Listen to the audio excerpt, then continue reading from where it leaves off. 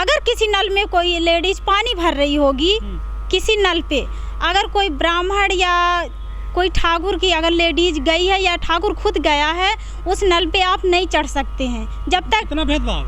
बहुत भेदभाव है। देश में तो सबको आज़ादी है कहीं भी आने जाने की, खाने पीने की, घूमने की।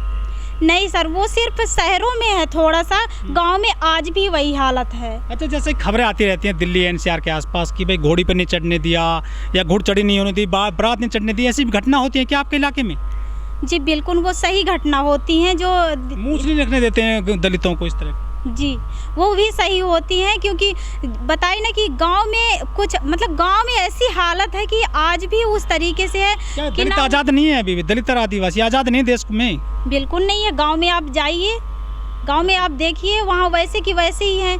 थोड़ी सी ये है कि अपने मन से पसीना बहाते हैं और कमा के खाते हैं, बाकी बोलने की आज़ादी आज भी नहीं है। कुछ लोग कहते हैं कि जो आदिवासी होते हैं नक्सली हो जाते हैं, सरकार के खिलाफ जो है आंदोलन करते हैं, इन पर तो मुकदमे होने चाहिए। जी नहीं सर, वो ये है कि जब वो अपने हक अधिकार के लिए लड़ना स्टार्ट कर देता है, सरकार से मांग करता है, धरने पे बैठने की कोशिश करता है, अपने बच्चे को पढ़ाना चाहता है, अपने हक के लिए आगे अपनी आवाज़ बढ़ाना चाहता है, तो जैसे ही जानते हैं कि ये व्यक्ति अपने इतिहास और अभी संविधान को अगर पढ़ के आगे जाना चाहता है तो इसे आगे न जाने दिया जाए, उसे नक्सली घोषित करके इसे देश से बाहर कर दिया जाए, बस इतना सा होता है। मतलब मुकदमे दर्ज कर दिए जाते हैं? मुकदमे दर्ज कर दे ताकि ये आगे ना बढ़ पाए और ना ही अपने समाज को जगा पाए। मेरा राज्य एमपी है और जिला उमरिया है। आप कितनी पढ़ी लिखी हैं? 9th class. 9th में। अच्छा, आप आदिवासी हैं? जी हाँ, हमारा कहना ये है कि बजट पेश तो होता है, लेकिन जिधर पहुंचना चाहिए, हम लोग गांव के हैं और गांव की स्थिति हमें पता है कि आज 70-75 सालों में बजट नाम की ऐसी कोई चीज़ नहीं है जो गांव तक पहुंची हो, और हम महिलाओं को हो या दलित आदिवासी किसी भी वर्ग के परिवार को अगर मिली होती तो आज ये गरीबी नहीं होती। सर वही तो बता रहे हैं कि एक तो हमारे मतलब आदिवासियों में ज़्यादा पढ़े लिखे हैं नहीं, दूसरी बात है कि बजट का क्या है, बजट ये चीज़ भी पता नहीं है उन्हें, ना ही इस नाम से कभी उन्हें कोई चीज़ का लाभ मिला है। अच्छा, आज तक गांव में आप अगर जाके पूछेंगे कि बजट क्या है और आपके नाम पे सरकार बजट देती है, तो आपसे यही कहेंगे बजट क्या है। नहीं, आपके गांव में सरपंच तो होगा? जी सरपंच तो है, सेक्रेटरी भी है। कुछ सुविधाएं करवाई उन्होंने गाँव में, विकास वगैरह? जी नहीं, वो तो गांव में जाके वैसे भी सामने ही दिख जाता है, बताने की ज़रूरत नहीं पड़ती है कि इस गांव में कितना विकास हुआ होगा, तो इसकी ऐसी हालत है। तो आपके गांव में जो समस्याएं दिखती हैं आम आदमी को, जैसे आप वहां के मूल निवासी, क्या क्या समस्याएं झेल रहे हैं अभी आप वहां पर? वहाँ हम सबसे ज़्यादा ये है कि पहले तो थोड़ा बहुत मजदूरी मिलती थी, लेकिन अब तो मजदूरियाँ भी नहीं मिल रही है कि कहीं आदमी काम करके अपना पेट पाल सके। और दूसरी बात ये है कि ना तो अच्छे सरकारी स्कूल खोल तो दिए हैं, लेकिन अच्छी शिक्षा नहीं मिल पा रही है। जहाँ 50 बच्चे कल तक जाते रहे हैं, वहाँ 10-20 ही जा रहे हैं। मतलब इतनी परेशानी है गाँव में, ना तो शिक्षा मिल रही है, ना तो सही तरीके से रोड रास्ते हैं, ना तो हेल्थ की कुछ सुविधाएं, अस्पताल वगैरह छोटा मोटा? जी छोटा मोटा हेल्थ के अस्पताल तो हैं, लेकिन वहाँ ऐसे मतलब इलाज नहीं मिलता है। मतलब कि कोई अगर अचानक से बीमार हो जाए तो उसका इलाज वहीं तुरंत हो जाए, नहीं होता है। उसको कहीं इधर से उधर रिफ़र करते करते ऐसा हो जाता है सर कि अंत में उसकी मौत हो जाती है, लेकिन उसका वो इलाज नहीं हो पाता है। दूसरी बात मैं ये कहना चाहती हूँ कि जो आयुष्मान कार्ड बना हुआ है उसमें से ये कहता है कि 5 लाख की तुम्हारी मुफ्त की इलाज होंगे। हम ये पूछ रहे हैं कि वो किस चीज़ का हमें 5 लाख का हमें मुफ्त का इलाज दे रहा है। जब हम कहते हैं, जब हम एडमिट होते हैं वहाँ, दवाइयाँ हम अपने से खरीद के लाते हैं, इंजेक्शन हम अपने से खरीद के लाते हैं, तो फिर किस चीज़ का वो बेड में पड़ने का लेता है 5 लाख का, मतलब मुफ्त का हमें साधन देता है, बताइए। तो जो आयुष्मान कार्ड बनता है उससे कुछ फ़ायदा नहीं है आपको?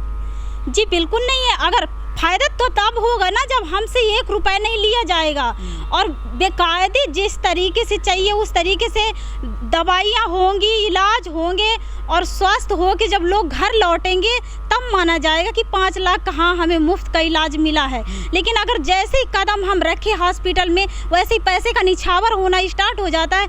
ये 1000 का इंजेक्शन ले आओ, ये 500 का दवाई ले आओ, तो उसमें से ऐसा कौन सा लाभ मिला हमें, बताइए आयुष्मान कार्ड का। लेकिन जो सरकारें हैं हमारे देश में, चाहे मोदी सरकार हो चाहे शिवराज जी की सरकार हो, वो तो बड़े बड़े पोस्टर लगा रहे हैं, विज्ञापन कर रहे हैं कि हम जो आयुष्मान कार्ड बना रहे हैं, गरीबों का फ्री इलाज कर रहे हैं, फ्री बीमा कर रहे हैं।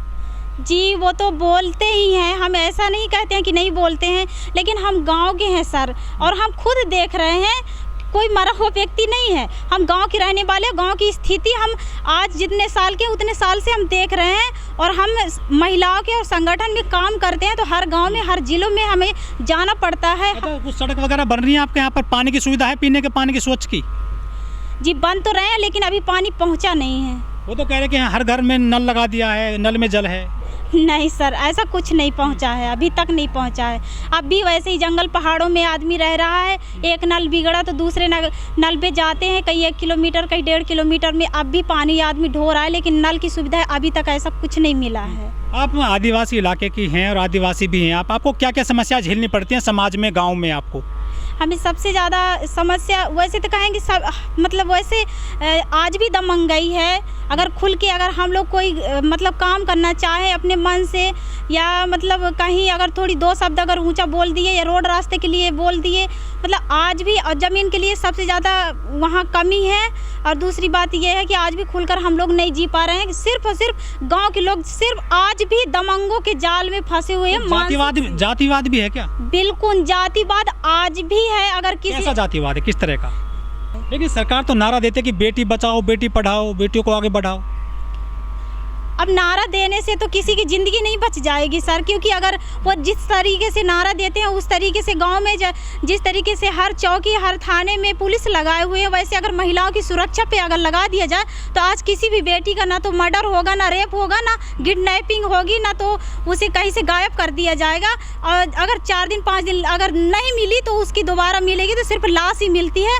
बाकी अगर कोई लड़की अगर किडनैप हो गई तो उसका रेप ही हो जाना है, और सबसे ज़्यादा होता है तो दलित आदिवासियों के महिलाओं पर ही होता है। दलित और आदिवासी महिलाएं निशाने पर क्यों रहती है हमेशा हमारे देश में, राज्यों में, स्पेशली राजस्थान, उत्तर प्रदेश, मध्य प्रदेश वगैरह में?